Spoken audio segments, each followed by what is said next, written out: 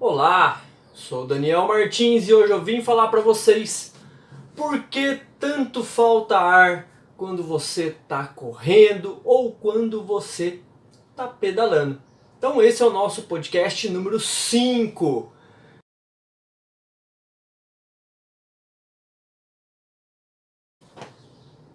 Voltando aqui, depois da nossa vinheta, como eu percebi toda essa questão de faltar ar no treino.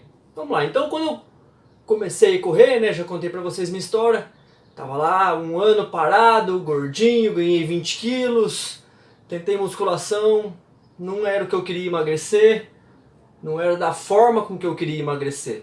Estava lá, mas ganhava peso por causa de ganhar massa muscular, enfim. Eu comecei a correr e sempre que eu tava correndo tinha alguém fazendo caminhada ou ultrapassava alguém, mas o que eu sempre percebia é que as pessoas olhavam para trás para ver quem estava chegando. E por incrível que pareça, naquele momento eu achava que eu era fenomenal, que eu era surpreendente, eu era o máximo. Eu tava ali porque a pessoa tava olhando para trás porque sabia que o melhor corredor do mundo ia passar. E não era bem assim. Lê do engano meu. O que acontecia? Eu ficava ofegante demais e o passo no chão parecia que ia afundar o chão, meu Deus do céu. Lembro como se fosse agora. Mas o que tinha de errado nisso? Não tinha nada de errado. Existia uma má técnica de corrida e um péssimo condicionamento físico. Até porque fazia muito tempo que eu não fazia nada, correr, caminhar, para ir na esquina eu ia de carro. Então, essa falta de ar, esse respirar muito forte, me incomodava muito, sabe? E parecia que não ia, e todo treino faltava muito fôlego, e aquilo era muito exaustivo, era muito difícil. Que não tinha nada de errado. O que tinha é um mau preparo. E aí, como eu já venho contando nos podcasts em toda a sequência, eu comecei a descobrir métodos, eu comecei a planejar e começou tudo a ficar muito mais fácil e eu comecei a compreender várias coisas. E aí entrou a questão da falta de ar. Quando eu comecei a planejar meus treinos, eu percebi que alguns treinos eu sobrava, era fácil, era tranquilo, porém um tempo alto, mas tranquilo, uma proposta legal e eu conseguia fazer sem muitas dificuldades. E aí existiam os treinos de tiros ou alguns treinos em subida, e então isso me deixava muito esgotado, faltava muito ar, a perna doía e ardia, e isso era difícil. Depois quando eu vim para o ciclismo, a mesma coisa. No ciclismo ainda é pior, né? Porque eu pelo menos e a 90% das pessoas que eu conheço começam pelo mountain bike porque quer se distrair, ver um ambiente diferente. E a maioria continua. Eu que, por quebrar a mão, precisei parar com o mountain bike e fui para o ciclismo de estrada. E aí, sempre tem subida, pedalar na terra. Ninguém tem noção a quantidade de subida que tem, pedra solta, e isso exige muito. E às vezes você está com uma marcha leve, você gira muito no lugar, também falta ar, e também não tem nada de errado nisso. Como eu disse, o que falta é entender quando isso pode e deve acontecer e quando isso não deve acontecer. Em treinos mais tranquilos, longos, um treino fartlek, onde você trabalha muito a frequência de passada, essa alternância, foi o que eu falei no podcast 4, sobre os recursos, né? No pedal, quando você gira, enfim, o que a gente precisa entender tá exatamente aí. Então quando eu tenho um treino de tiro, isso realmente é forte, é difícil, falta ar. Quando é um treino de ritmo, também deixa a frequência mais alta, mas a respiração não pode faltar, porque você precisa concluir o treino, certo?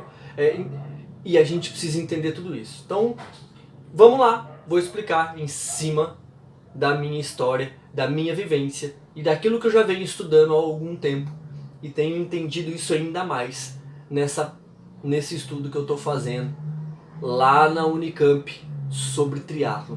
E por que eu escolhi fazer triatlon, né?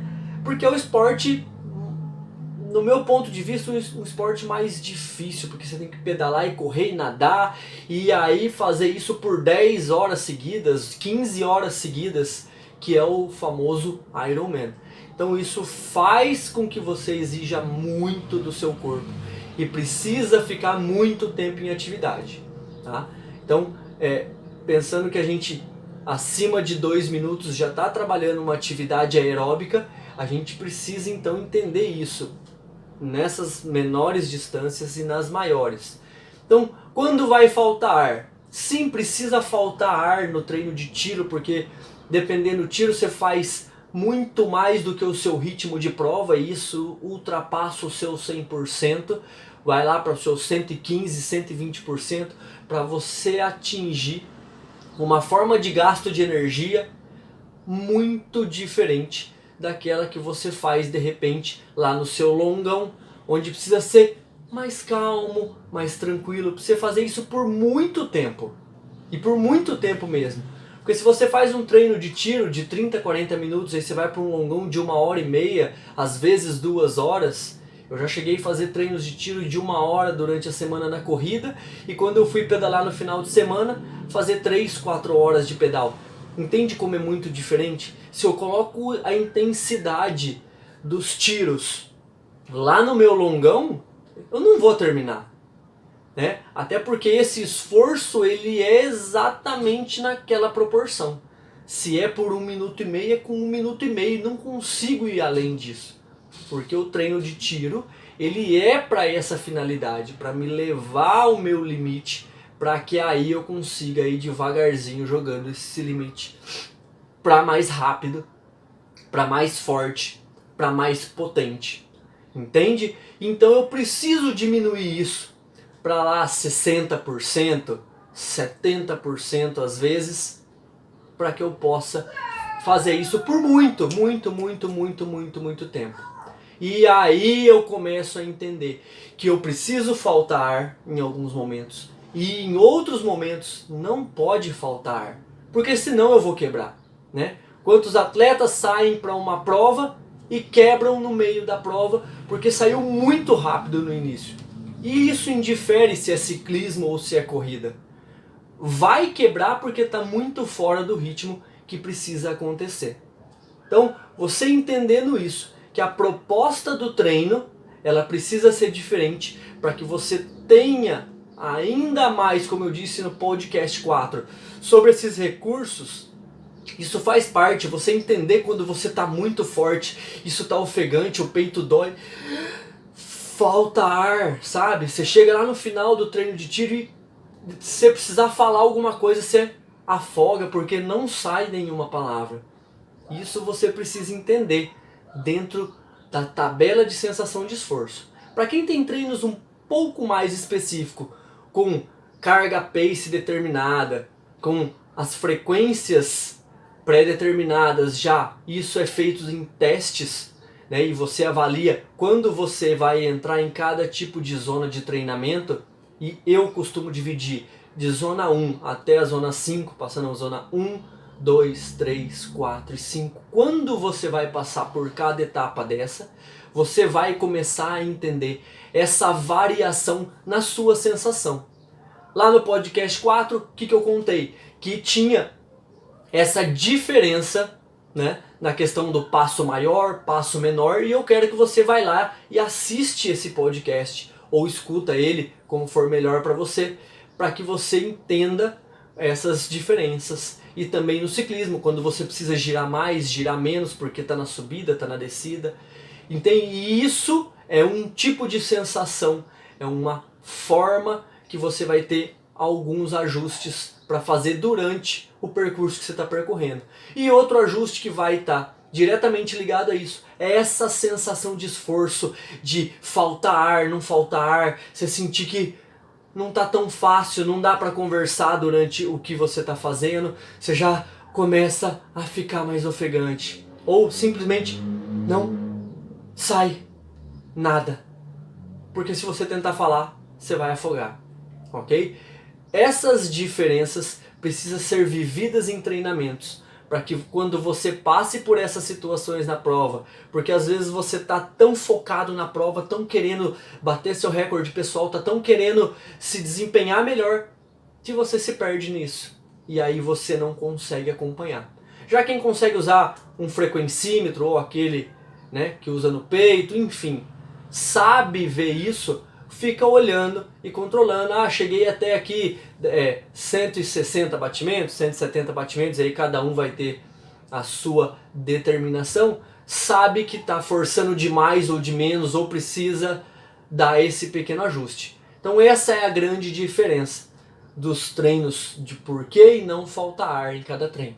E precisa sim passar por eles. A quantidade de vezes com que você vai fazer cada tipo de treino, que precisa ou não faltar ar, aí o seu treinador precisa determinar isso com você. E se você não tem treinador, pode me chamar inbox, pode me chamar lá no Instagram, lá no WhatsApp.